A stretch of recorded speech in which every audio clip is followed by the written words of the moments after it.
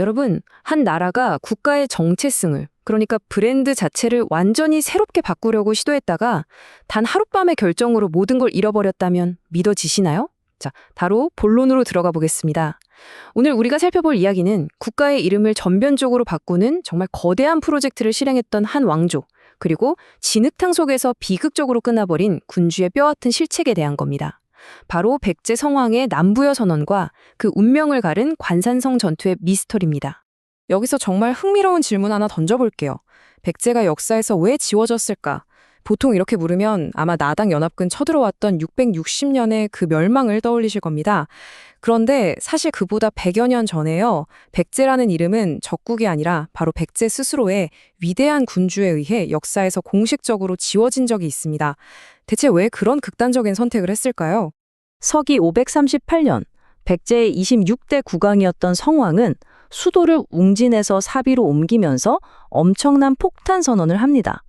국호를 백제에서 남부여, 그러니까 남쪽의 부여로 바꿔버린 거죠.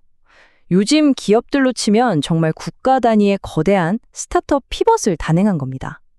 성왕은 당시 고구려한테 밀려서 쪼그라들었던 백제를 다시 일으켜 세우고 싶었어요.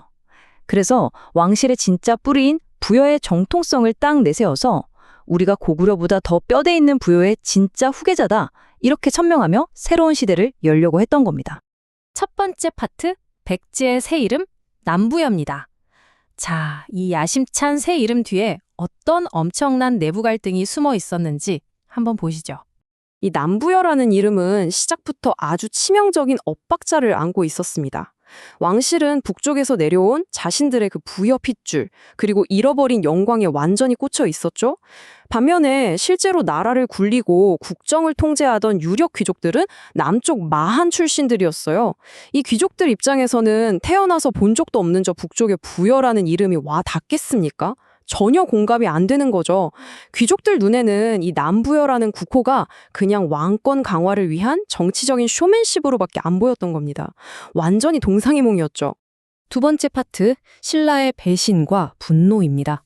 이런 아슬아슬한 내부 마찰에도 불구하고 성왕은 고구려한테 뺏긴 한강을 되찾겠다고 북진을 밀어붙이는데요.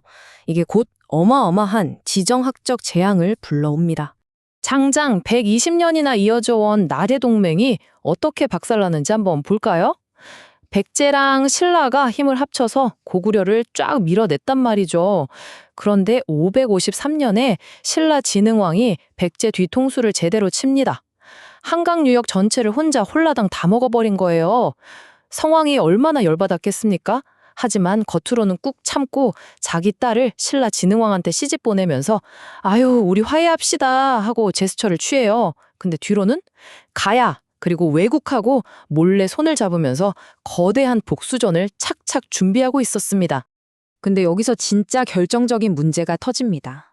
백제 내부의 강력한 반발이에요. 당시 기록을 보면 기로나 노신이라 불리던 유력 귀족들이 이 신라와의 전쟁을 결사반대합니다. 그 사람들은 애초에 왕이 밀어붙이던 남부여라는 비전 자체를 싫어했잖아요. 그러니까 지금 이 무모한 전쟁을 일으키면 나라 망합니다 하고 경고를 한 거죠. 하지만 성왕과 태자창은 이 반대를 묵살하고 복수전을 강행합니다. 그러니까 이미 팀워크가 다 깨져서 파편화된 상태로 전쟁터에 나간 겁니다.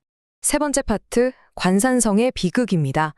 이제 서기 554년 한반도의 운명을 통째로 바꿔버린 그 참혹한 클라이맥스 현장으로 가보겠습니다. 전쟁 초반만 해도 사실 남부여, 그러니까 백제 쪽 분위기가 아주 좋았습니다. 태자창이 이끄는 3만 명의 군대가 신라군을 상대로 계속 이기면서 요새까지 척척 지었거든요. 그런데 신라의 맹장 김무력 장군이 어마어마한 구원군을 끌고 나타나면서 상황이 완전히 뒤집힙니다.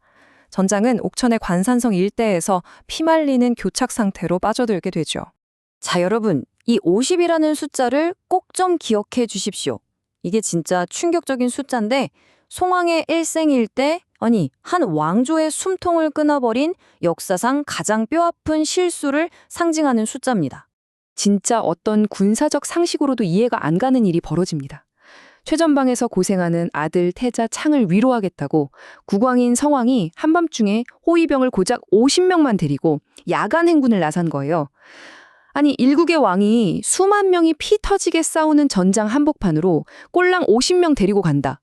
이건 사실상 신라군이 파놓는 구천이라는 치명적인 매복의 덫으로 죄발로 걸어 들어간 거나 다름없었습니다. 결국 어떻게 됐을까요? 신라의 군사들에게 기습을 당해서 성왕은 생포되고 맙니다. 이때 일본 서기에 남아있는 기록을 보면 정말 가슴이 턱 막히는 대화가 오갑니다. 성왕이 왕의 목을 천한 종의 손에 넘길 수 없다면서 마지막 자존심을 지키려고 하거든요. 근데 신라의 병사 도도가 아주 차갑게 받아칩니다. 우리 국법에는 맹세한 걸 어긴 자는 왕이라 해도 종의 손에 죽소. 그토록 궁지못했던 군주가 마주한 너무나도 차갑고 야만적인 최후였습니다.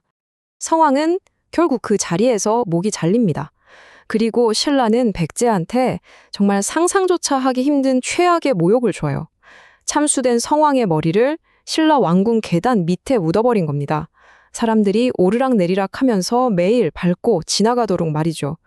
이건 그냥 한 나라의 왕을 처형한 게 아니라 새롭게 브랜딩했던 그 남부여라는 국가의 정신과 자존심 자체를 아주 철저하게 짓밟아 버린 절대적인 굴욕이었습니다.